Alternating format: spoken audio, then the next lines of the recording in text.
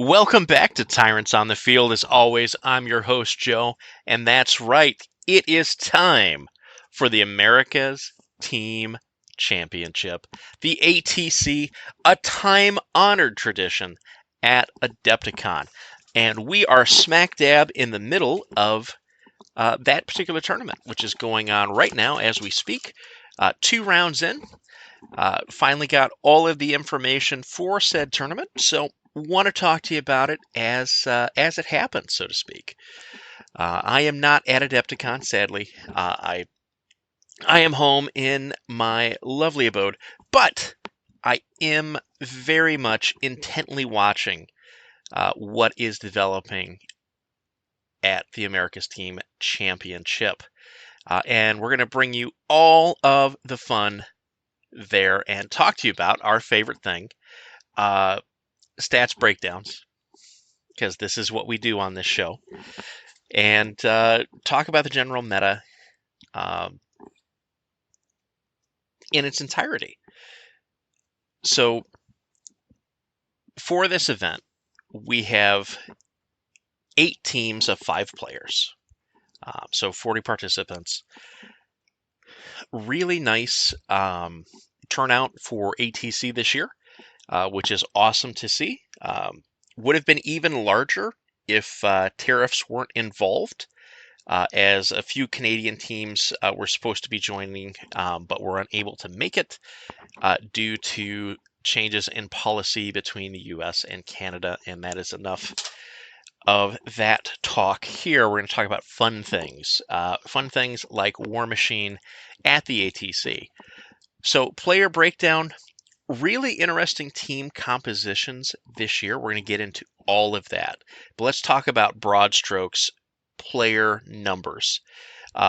Leading off, Shadowflame Shard with 6 players, followed by Dusk also with 6 players, Signar Storm Legion also with 6 players, Orgoth Sea Raiders with 5 players, Brinebloods with 4 players, Khador Wintercore with 4 players, Infernals with 3 players, Necrofactorum with 3 players, Menoth Final Interdiction with 1 player, Scorn Exalted with 1 player, and Khador 5th Division with 1 player.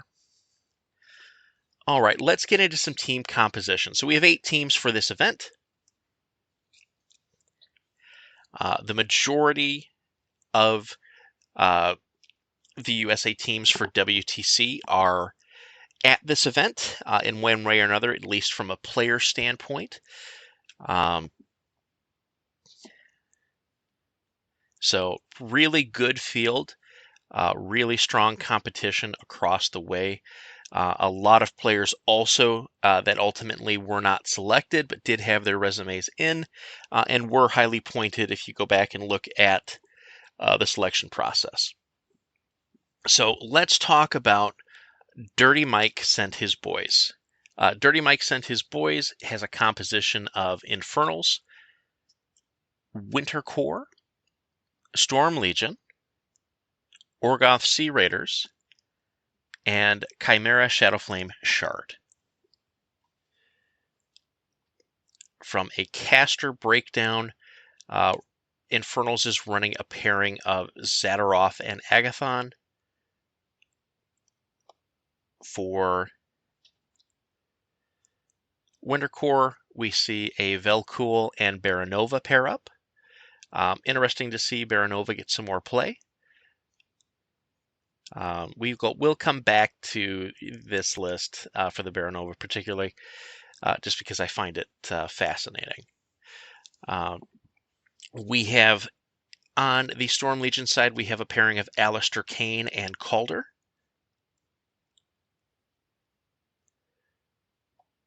In the Orgoth trunks, for Sea Raiders, we have a Harusk and Sabrith pairing.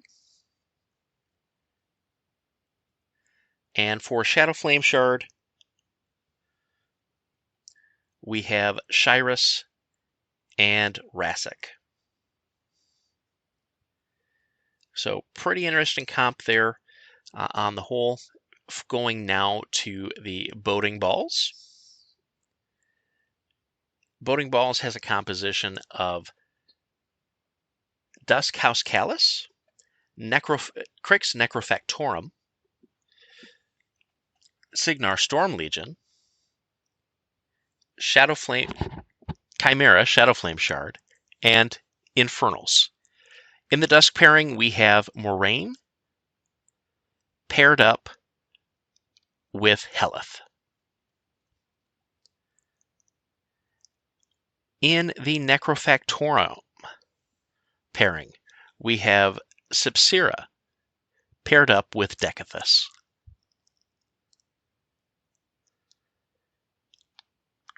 In Signar Storm Legion, we have Madison Calder and Alistair Kane.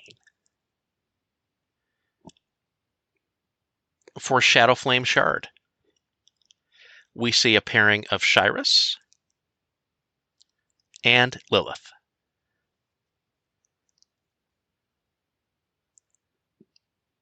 And for Infernals, we see a pairing of Agathon and Zadaroth.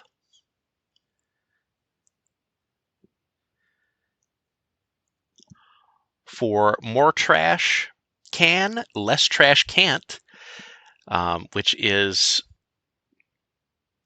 a bunch of folks that I know really well,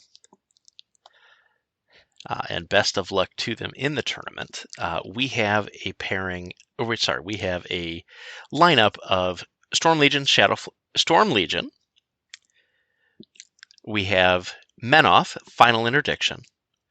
We have Dusk House Callus, Infernals, and Chimera Shadowflame Shard. In the Storm Legion pairing, we have Madison Calder and Rafe Huxley. For Menoth Final Interdiction, we have a pairing of Grand Exemplar Krios and High Exemplar Cyrenia.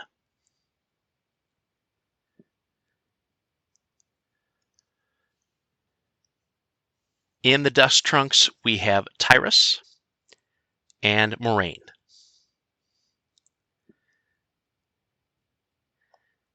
For Infernals, we have a pairing of Agathon and Zadaroth. And for the Shadowflame Shard pairing, we have Nixian and Shyrus.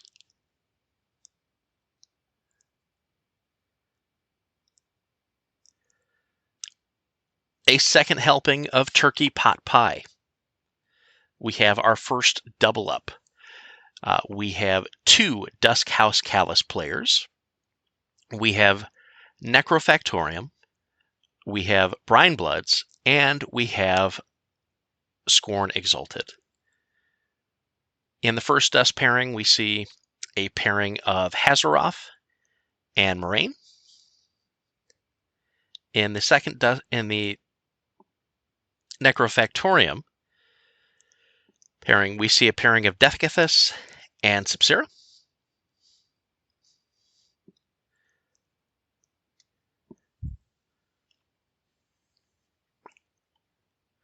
For the Brine Bloods, we see a pairing of War Chief Baggity Bomb and Captain Shadowtongue. Second Dust pairing, we have Heleth and Seraphel. And in the Exalted pairing, we have Beastmaster Zakar and Beastmaster Zakar and Mordekar.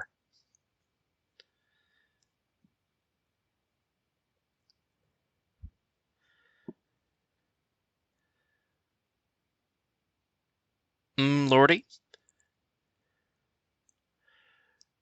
Rocking a composition of Khador Wintercore, Brine Bloods, Shadowflame Shard, Signar Storm Legion, and Orgoth Sea Raiders. For Winter Core, we have a pairing of Vilcool and Yana.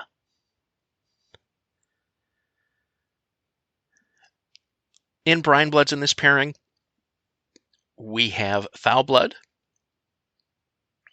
and Ragemonger. For Shadow Flame Shard on this team, we have Rassic and Shyrus.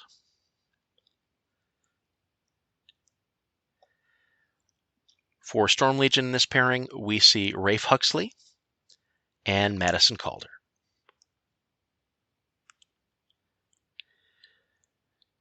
And finally, for Orgoth,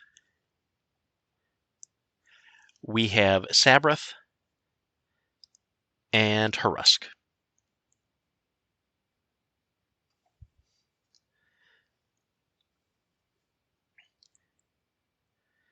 Team 6, Malevolent Corvid Conspiracy Beak Efficiency. We have a composition of Khador Winter Core, Signar Storm Legion, Southern Krill Brine Bloods, Orgoth Sea Raiders, and Khador 5th Division. For the Khador Winter Core pairing, we see Ilari Borashek and Tatiana Sakura.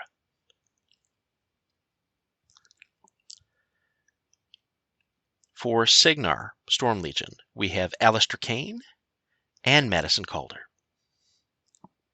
For Brine Bloods, we see a pairing of Shadowtongue and Admiral Boomhowler. On the Orgoth side, we see a pairing of Harusk and Sabreth. And for Khador 5th Division, we see a pairing of Sorsha and Malikov.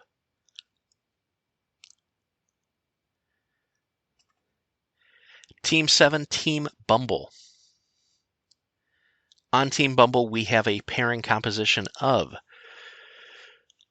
Orgoth Sea Raiders, a double helping of Dusk House Callus. We have Storm Legion and Shadow Flame Shard. In the Orgoth pairing, we see a matchup of Harusk and Kishtar. In our first Dusk pairing, we see Moraine and Heleth.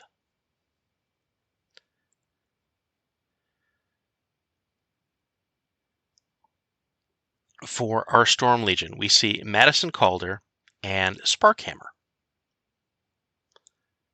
For Shadow Flame Shard, we have a pairing of Nixian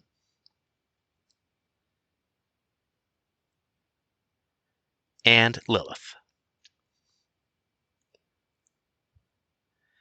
And for our second Dusk player, on this team, we see a pairing of Hazaroth and Tyrus.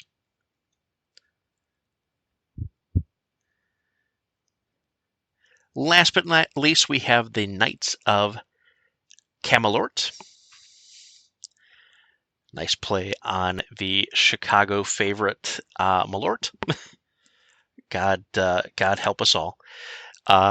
They have a composition of Shadow Flame Shard, Khador Winter Core, Orgoth Sea Raiders, Southern Creole Brine Bloods, and Crix Necrofactorium. For Shadow Flame Shard, we see a caster pairing of Lilith and Nixian. In the Winter Core trunks, we see a pairing of Yana and Borashek. On the Orgoth side, we see a pairing of Harusk and Sabreth.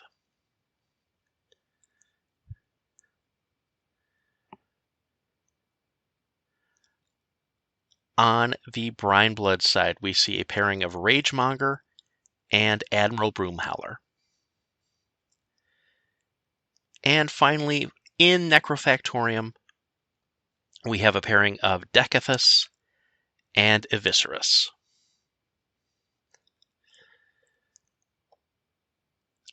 So that is our matchups, or that is our full lineup. Let's talk about the structure of this tournament. We are entering round 3. Pairings are just starting to go up.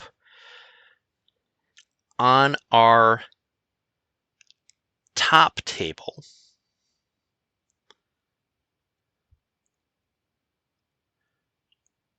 we have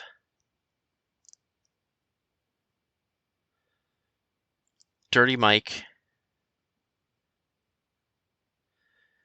sent his boys and Balding Balls. This features a matchup between Rick Coe and Justin Dew, a matchup between Jake Van Meter and Corey Moon, a matchup between Brad Park and Andy Cash, matchup between Phil and Brandon Owens, and a match between Dan Riker and Derek Sundstrom. For a breakdown of what these pairings actually are, let's go through that now. So on first table, we have Orgoth into Infernals. On table 2, we have Shadowflame Shard into Dusk. On table 3, we have Crix, Necrofactorium into Signar Storm Legion. On table 4, we have Infernals into Shadowflame Shard. And on table 5, we have Wintercore into Storm Legion. So some pretty interesting matchups here from a pairing perspective. The Infernals players, I think, both got fairly interesting matchups, which is, it's going to be a point that we talk about after this tournament, is how Infernals have kind of fared in this tournament specifically, despite this team having, or these two teams both having Infernal players on them, and faring better than a lot of the rest of that field. Still not the general result that you'd want. So it's going to be interesting to see how it goes here for this particular round. So on to sort of the runner-up table potentially is More Trash Can, Less Trash Can't, and a second helping of Turkey Pot Pie, both at 1-1. Additionally, in the mix, we have Malordy and Malevolent Corvid Conspiracy Beak Efficiency. And then on the fun table, we have Team Bumble and the Knights of Camelot facing off. So some pretty interesting matches on the whole. Still waiting on the pairings to come in for More Trash Can, Less Trash Can't.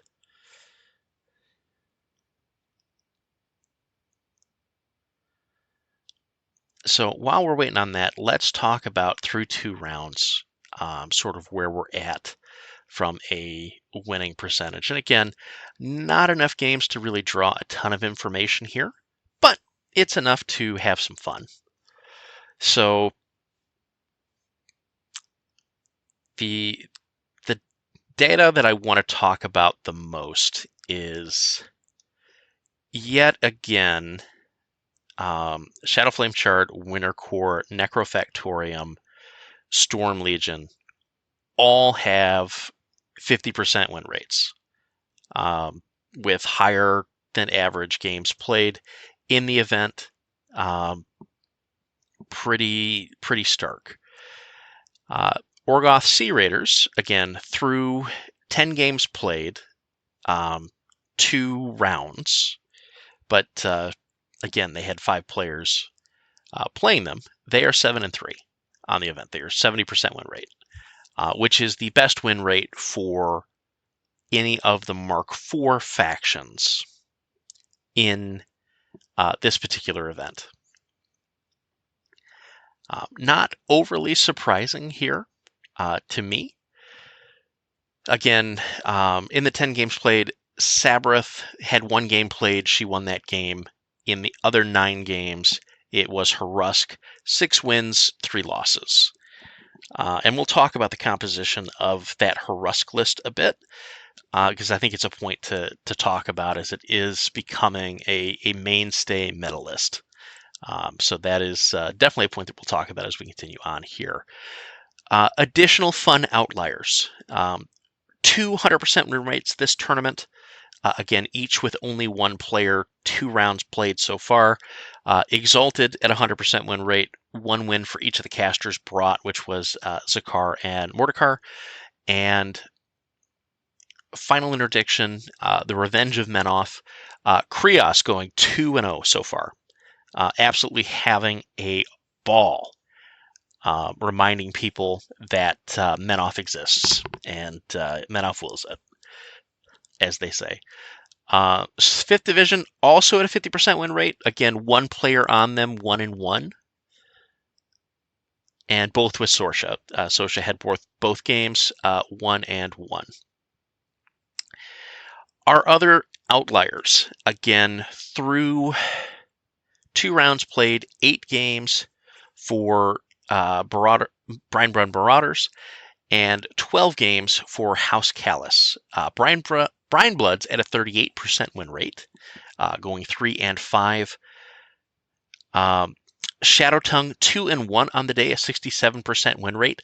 Ragemonger going 0 for 4. 1 caster not recorded, so we don't know whose win that is. And then on the House Callus side, we have a very surprising 33% win rate. 12 games recorded, 1 game for Helith. Helith won her game. 2 games for Tyrus. Tyrus was 0-2. Seraphel, 1 game, lost that game. Moraine, 8 games played. 3 up, 8 down. I'm sorry, 3 up, 5 down. 38% win rate. Single-handedly bringing the win rate to a stuttering halt. Not that the other casters fared very well. What this indicates is the meta, very rightly, is teching for Dusk. And I think people are finally understanding how to play into Dusk. And I think tools are being given to factions to actively deal with Dusk in a way that they just weren't previously. So I think that is accounting for a lot of that. Now we'll see if we get a little bit of a rebound over the next round, but the Moraine numbers are stark here, and I think it tells a tale of who can win with this caster and who can't. And I also think that there may be some broader concepts here with how the pairing process may actively discourage Moraine play. Even though in a regular tournament, because you don't have the ability to kind of engineer matchups one way or the other, I think she is a much greater general meta threat. But that's a bit that I want to talk about a bit more. I think that may actually be a full show in and of itself. I might try to get some people on for that. I think that I will. All right, so let's talk about Infernals.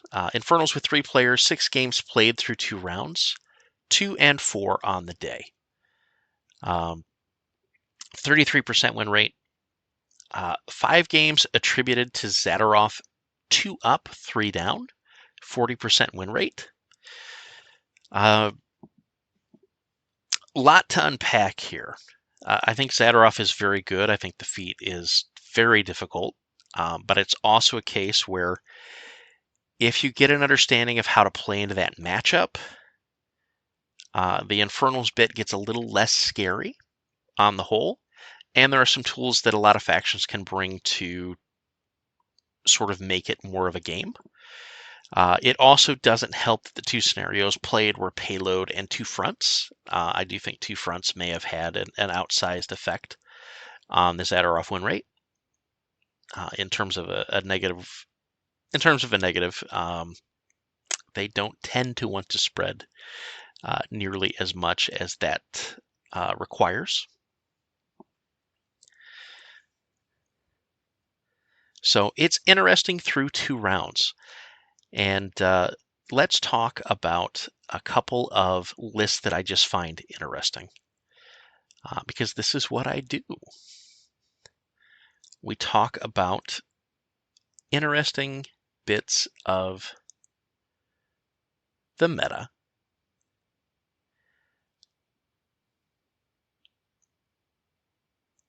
All right, so let's talk about this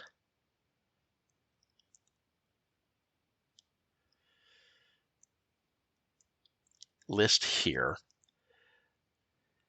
It is a Baranova list, which just makes me happy in a way that I can't describe well, because it is an absurdist style list that I just love. So it's Baranova. It is a dire wolf with a shield guard head, a cannon arm, and a plow shield. It's Medveditsa because if you're going to play a melee heavy, you're playing Medveditsa because they cost the same, and Medveditsa has like 8 more rules. So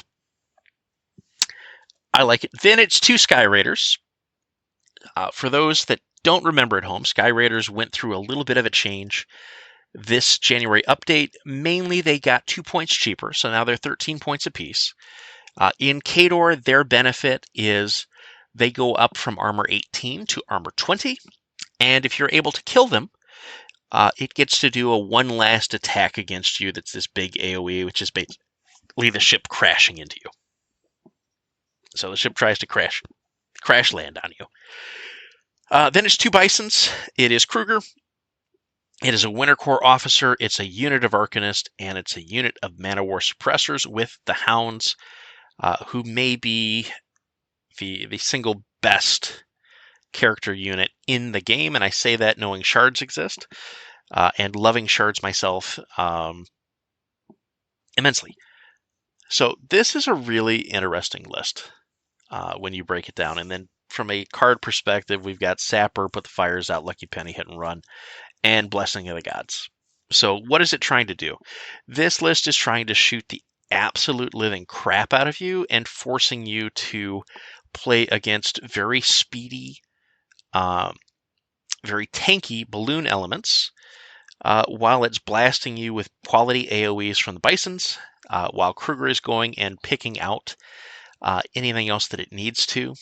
The Mana War suppressors are just laying fire and bringing value the entire time. And then at the end of it, if you're able to get through 2 super spray heavies in the form of the Sky Raiders, and you're able to get through the Bisons, you get the reward of getting to face Medveditsa and a Direwolf. Yeah, this is a really cute Baranova list, and I like it a lot. It has some legs. The bit that I don't like as much is just the 3 units, but they're quality units. Yeah, I would call an Arcanist a quality unit because it does what it needs to do. It can dish out the magic weapons when you need it. They can just give the focus that you need across the board, and then occasionally they spray something to death. Particularly with Baranova's signature spell. So yeah, this is a really fun Baranova list. I wouldn't mind getting this onto the table at some point. Velku list is a little less fun. Another list I want to talk about is this particular Sabrith build. It's pretty quality on the whole. But basically, it is Sabrith, a bunch of jackals, one shooty tyrant, one melee tyrant, a ravener, then a couple of quality solos, and then strike reavers with a standard, barragers, double Warwitch Coven. We've got Vanek in the list. We've got Reaver Commander. We've got double Forge Master. We've got Eilish Garrity. We've got Scything Claw Tyrant. We've got Hunter Harpoon, Quad Bolt Thrower. We have one Jackal that's a Berserk Mace with a pneumatic spike. We've got two Arknode Jackals with Mace and Clawed Fist in the Sabrith list. So it's pretty stock standard. Couple of bits here that I like is having the three heavies. In a lot of these 3 Jackal lists, the 3 heavies weren't being put in the list. This one I rate a little bit more because you've got the shooting heavy, you've got the flail heavy, and then you have the Ravener, and the Ravener just hits like a ton of bricks. When it delivers, it can be huge and it can just play cleanup. Fueling it can be a little bit awkward, but there are ways to go about it just through positioning. And again, you don't need much because it's going to be a late game cleanup piece. That's generally how that Ravener is going to be used. And it can just crack hard targets. And if you need it to, it's going to be Berserk and Overtake because Sabrith gives Overtake to the battle group. So just quality stuff. Let's also talk about the Harusk build. So the Harusk build that is gaining a lot of popularity is going to be some variant of this list. In this particular go-around, we have 2 Jackals, one with an Arknode, Mace, and Clawed Fist. We have a second Jackal there with a Bloodthirst head, a Mace, and a Clawed Fist. So 11 points in Jackals between those two, so going super cheap. We have a Garlghast with a Spider Head, double Infernus Cannon, double Rending Claw. We have a Reaver Commander. We have a Siege Tarrasque. We have Therian Vanek, 2 Volker Forge Masters, 2 units of Nashers, 2 units of Axers, and a unit of Ulker Barragers. Blessing the Gods, Careful Reconnaissance, Duck and Cover, Lucky Penny, Put the Fires Out. So really the core pieces that you're going to see in almost every single one of these Harusk list is going to be the Garlghast, typically in this configuration. There are arguments for using the Frother head for the extended bit of range. In certain matchups, though, the Spider head is just scarier. And so I tend to favor the Spider head. We have the Siege Tarrasque, which is proving to be a better piece than I gave it credit for. Post-update, it does a nice variety of things. You can get it Mortal Feared most turns because, again, its gun can provide a token, provided you kill something, which is not hard to do when you're range 12 and POW 13, and you walk 6 on the Siege Tarrasque platform. You can make it happen. Again, you've got Harusk rerolls potentially to help you out. It's another bit of boxes in the big box list. The whole gimmick of this list is the 2 Vocal Forge Masters work on the Garlghast. One of them makes it a shield guard. The other one makes it immune to spells. They both can eventually repair it as it starts to take damage should the opponent not be able to one-shot it. The Nashers just make life difficult by being spell immune. The Ulker Axers do a ton of the real work in the list because they're Axers in a Harusk list. It's sort of what they were born for. And then the Barragers are just a pure value piece that have been really good on scenario just generally. The fun bit here is the 2 Jackals do a surprising amount of work in terms of trading well and forcing the opponent to have to deal with them because you don't have to commit the Garlghast into score 50 millimeter objective, at least early. If you don't want to, you can trickle the jackals in, or you can have one of the jackals go to the far objective. The Garlgas goes on the other. But this is becoming sort of the big meta bad list that you're going to be seeing out of Orgoth. The Orgoth pairing traditionally has been Horus Sabrath. You see that in this tournament. You see a lot of Horus Sabrath. I do think that there's a spot for Kishtar in that pairing. I have some arguments for Kishtar on the whole as being the pick just because of the way the packet works out. But if we're going just by pure results, Kishtar has not had a good day today. She has not been dropped once. No wins, no losses. Sabroth won her one off game, and everybody that's played her Rusk is doing pretty well from an individual record standpoint, outside of, I think, one player.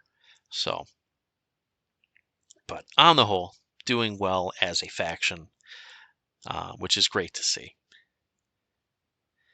as we are in round 3 currently. So, a couple other interesting data points as we talk about some of the other numbers that I want to get into. The fun part about looking at this data, again, through 2 games, or 2 rounds, 12 games. Storm Legion, again, at 50% win rate. Madison Calder, absolutely having a day. 63% win rate, 8 games played, most games played for a Storm Legion caster, has gone 5-3. Kane 4 games played, has gone 1-3, 25% win rate. Kane 4 is incredibly teched for right now. He is a known commodity, and the beta has definitely reacted to the threat of Kane, and are understanding how to play a game that negates what Kane wants to do. And so Storm Legion is in an interesting spot meta-wise. I think Kane 4 is going to see a significant uptick in win rate with Gravediggers, because I think Gravediggers fill what he wants to do far more than Storm Legion does. He's a very good caster, and I don't want to dissuade the win rate from anybody that's utilizing him. I think it's more a case of the meta is identifying threats and is adjusting to them. So that is always something you have to consider when looking at some of this data. And again, this is a team tournament environment where you're going to have very specific answers and very specific dodges.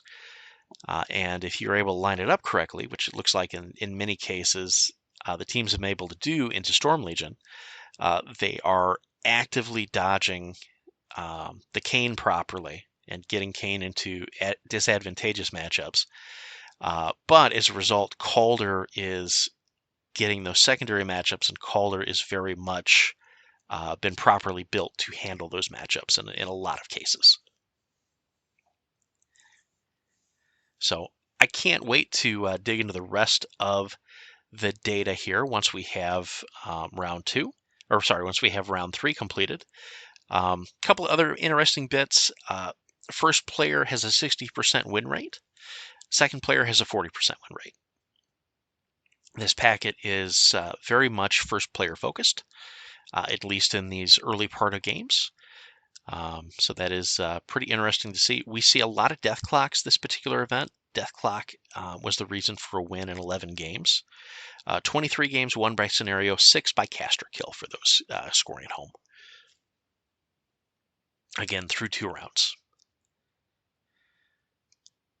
All right, we'll be back with part 2, where we're going to go a little bit deeper on some of the lists, and we'll talk about how the percentages changes from the 3rd round. But we'll catch you in the next one where we'll go over all that in our part 2.